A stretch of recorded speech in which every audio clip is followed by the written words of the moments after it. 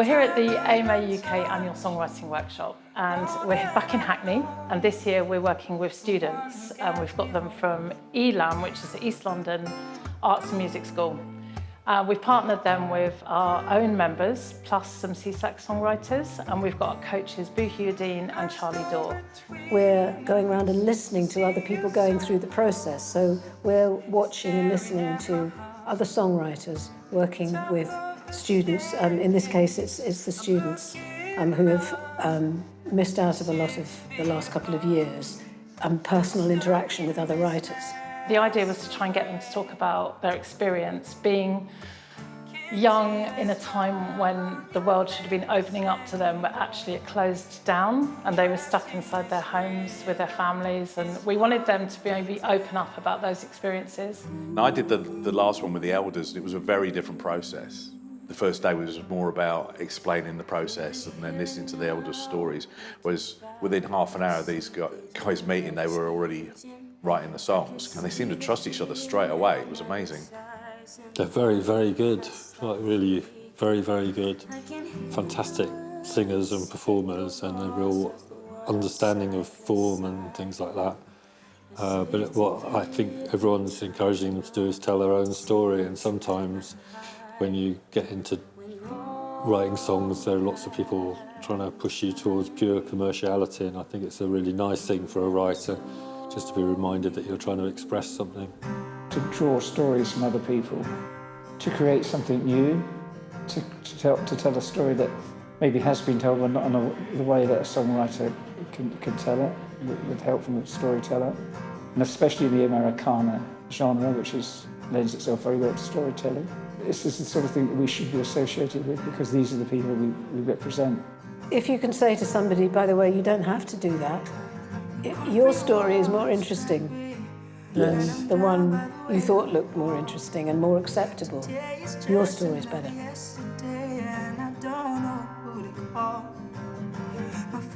It feels like really good to have my story told in a song like this, because it also wasn't something that I thought about like when I was asked about how my lockdown was. So it was good to tell the story of me and my mum in a completely different way, and like looking back on it and seeing something completely different. My experience with like writing and co-writing, it's been a bit like, it's been new, but it's also taught me like a lot, because I normally write by myself. So working with someone else and having to like break down a song and work out like what melody we want to use, what lyrics we want to use together, it's been a bit strange, because obviously I haven't done it before, but I feel like I've gotten the hang of it and I've had a lot of fun. So my experience with working with Annie in this workshop was really smooth. Like I felt like from the jump, like I was just able to lay out what I felt, especially like in my experiences during lockdown. Having everybody create music in a really close space, and you can sort of hear a spill of what somebody else is creating and conversation going on, it makes it a really like open environment, so it's been great. So this is something completely new to me. I've never done a co-write before. I have not done much co-writing. I don't think I've not done any co-writing before this, yeah. I usually do it just by myself or like writing to a backing track. So this was like a very different experience for me. Yeah, obviously the young guys are into completely different types of music. Yeah. And a couple of them said about how they'd only ever written to a backing track, which couldn't change. I've done a hell of a lot of drill. Like, people don't look at me and expect it. I don't rap or anything. I've done a hell of a lot of drill. I've done track wave. I'm mostly in the studio with rappers and drill producers. So to like switch up and like kind of go down this like folky country route, even though I've like did that originally in a sense, like, yeah, so it was nice to go back to it, because drill's fun, but it's a lot of anger, do you know what I mean? And a lot of like high intensity music, and it's nice to kind of chill, and it feels like more peaceful music that I'm creating, kind of. So yeah, it's nice to have the contrast. It definitely helps. Typically, like vocally and just like the way I perform and how I sing is very R&B. I listen to R&B. I love neo soul as well, hip hop. Like that's typically my genres. Yeah, working in this style, because the style that my song is written in is more like a kind of blues meets like country soul, which is like where Simeon and I like kind of integrate. Obviously it's quite different to what I normally do, but I feel like it's helped me to, I guess, broaden my versatility in a way, because it's pushed me out of my comfort zone a lot, which is like one of the goals that I had, not only for this project, but just like in general. So I found that it's helped me a lot. Making a song that was also in a style that I wasn't familiar with was quite cool, and just to be able to tell the story, and it's such a nice song, like it's really sweet. So I'm happy to tell it from that point of view as well. I kind of feel like we talked through what the song could potentially be, and it was just a case of pulling those parts of the conversation together and seeing how the song could live. So the story was about me and my mum during lockdown, because I spent the entire lockdown with just my mum.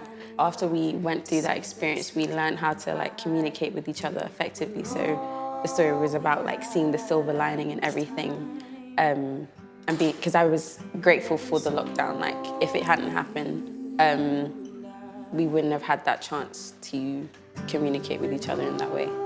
It's always a privilege to sit down with a songwriter who's willing to, to go to those places and not, kind of hover around the surface of something. Those are always special co-writes, and Rhea did exactly that. I feel like this song has a lot of potential. I really, really like it. So yeah, I've just been having a lot of fun with it, and I think it could potentially be like produced and made into something. The story that we decided to use as a narrative for this song is like a personal story of mine. So I didn't have a really good experience with secondary school. And so with the COVID lockdown, it really like helped me, because I feel like it gave me time to work on my mental health, because at that point of like in my life, I was kind of not like spiraling, but school just wasn't enjoyable for me. So I feel like the COVID lockdown really gave me an opportunity to just be at peace with myself and like pay attention to the parts of myself that needed work. I really enjoyed working with Giovanni and like hearing his story. The lockdown, it was kind of an escape from that difficult time that he was having. So he found it quite positive. And he said something that stuck with me, which was like having peace in the disruption of it all, which I thought was like quite interesting and like quite different from my experience of lockdown. So it was interesting to hear that. I feel like music is my way of releasing things. So anything that I've kind of bottled up inside, I will always let out through music. Giovanni was quite open with me, and we just kind of were talking about his life for a second, and then writing things down that I thought was interesting that he was saying, like little phrases and stuff, and just kind of like piggybacked from there. Yeah, maybe you guys are gonna see a little Giovanni/Simeon release. Stay tuned. The main theme that I wanted to be prevalent throughout the whole song was how lockdown like negatively affected my mental health and my way of thinking. Like I was 16 when we first went into lockdown, and I don't just consider like lockdown just the 2020 summer lockdown. Like for me, it was the whole like years of COVID for like up until 2022, from when I was like 18. So for 2 years of my life, those years are very delicate and precious for like maturing and really finding yourself. And lockdown really, it just like started to chip away at my confidence, and I didn't know who I was. I felt like I lost my way, and I couldn't really express it to anyone. I felt like I couldn't really tell people of how I felt. So it was great to just like get it all out on paper and sing my heart out, basically, yeah. Concrete walls slipped into his head a lot, because that's what it felt he saw an awful lot of and couldn't escape. And it caused him to reevaluate himself, because he felt he was changing in that time. We had a key word, which was concrete walls, or that stood out to me. And so we started with just kind of a line, and then I was strumming certain things on the guitar, and then Ishan came up with a melody, which then we took back into the genre of more like, I don't know, acoustic singer-songwriter, and then obviously, it like as always with any song, at least in my experience, then it keeps shifting and changing. I'm really happy with what's come out. Like, I've learned so much, and the product that we came out with is like, I really like it. I think the duet is really nice. Like, our voices complement each other really well. Yeah. We just get into a conversation about what Kitty's experience of lockdown was, and it like quickly got to the point of, well, it was just very natural. It was like literally what we asked the question, what was it like for you? And you were just like, in my family, we all have very strong characters, and those 4 characters being inside one place for such a prolonged amount of time, that conversation and sort of talking about each person's struggle through that just makes it really easy for us to relate to, because we went through a similar thing. I suppose it's just like talking about how love can sometimes be suffocating. I probably wouldn't have thought it, but my family can suffocate with love, and I've never thought that way. And then we've written this song, and it's like actually shown me, oh yeah, that is true, like that. And you kind of, I think that's one of the kind of like the therapy part of writing songs, because you can learn things from other people's lives. I feel like what we kept doing and what we're still doing is like, how can we make this like so that other people can take from it, and like it's not just about like me, for example, like how can we make it more relatable? So I feel like music can do that in a sense where you put something so personal to you like into it, but then as you write it, it becomes kind of subjective, if you know what I mean. We settled on a story that was very close to me, and it's my grandma. I have a very close relationship with her, and I wasn't able to see her for about 6 months because obviously the restrictions, and then I wasn't able to actually give her a hug for like a year. And just with the fear of, did I have COVID? Did anyone around me have COVID? I don't want to give her anything. We did social distance things, but it wasn't the same because she was there, but I couldn't reach out and give her a hug, or I couldn't touch her because it was traumatic. It felt quite cruel. And that's the moment we fell in love with them, really.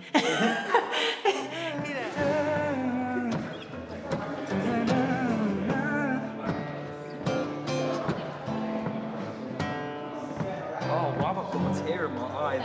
That is so good. That's so good.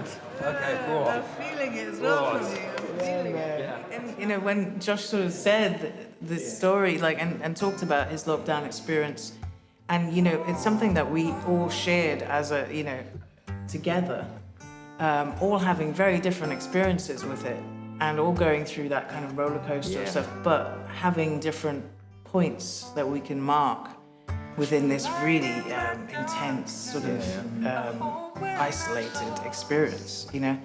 And when Josh started talking about his grandma was when I really kind of was like, oh God, you know, this is the point when you could feel the pain, you can feel the hurt, you can feel that kind of loss. None of us knew when we started yesterday morning that we were going to hear these incredible voices. So yesterday, when we had the first run-through of hearing the songs, where they'd got to at the end of day 1, a bit of a mind-blowing moment, really, because the voices are incredible and the subject's just brilliant. The way that everyone's felt comfortable enough to be vulnerable, open and honest, on all sides of the groups working together, has just been so lovely. And I'm really excited for these songs. Some of them feel like they could be hits. Yeah, I think the workshop has been really valuable, because it's not only taught me to work with other people, but it's taught me to work with other people who, one, I've never met before, 2, I've never heard their music, never heard them sing. So it's kind of pushed us into the deep end and I guess forced us to collaborate. But that's one of the things that, as an artist in the industry, you're kind of expected to do. So it's really just preparing us for the future, which is really beneficial. I've learned so much, not just in like the songwriting realm and like how other because I've co-written before, but not like I've got extensive experience like that, and I've co-written with friends. So it's different when you first meet someone and you go straight into like songwriting. Like it's really eye-opening. Understand how other people's creative processes work and how you can learn from them, and also like, oh wow, like I can use that to like in the future as well. Yeah, I definitely think that. Doing this experience has made me feel a bit more open about possible co-writing in the future. I've always felt like I never did it because it was like quite scary for me. The idea of doing it was quite scary, but I think this has like broken it down and it wasn't as scary as I assumed that it would be, so yeah. I've done writing with people before and I feel like it's all about energy, and if you come with like the right energy and the right like kind of frame of mind going into it, then it's gonna go well, and I feel like that's what happened. It's actually great to be given a task as a songwriter. It makes things, you've got a starting point. If you're just sitting in a room with a big blank page, it can be really difficult. If someone says, I really want to write a song about my relationship with my mother during lockdown or something, you kind of know It's a gift, isn't it? It's a gift, Yeah, yeah. it's a gift. So as a songwriter, I love it if I get commissions or someone's asked me to do something. I'll take away to try to not be so hard on myself when I'm writing with other people, and I try not to worry so much about that when I feel nervous, because I just didn't feel like you should feel like that. Yeah. You know, it's a great way to spend a couple of days writing music, writing songs. I think for me personally, what I've learned is just like a reminder of like, you know, just the beauty of a song, like, and the process of like coming back to that truth and the thing that matters really, and realizing that we can do that in different forms if we're open enough to hear and learn from each other. And I think that's the beauty of songwriting together.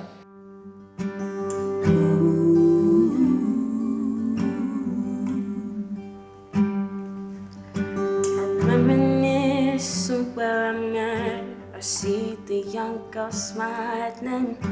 The rain that fell had to fall for the seeds of understanding. I feel the mother's fear turn to hope when the war of words was over.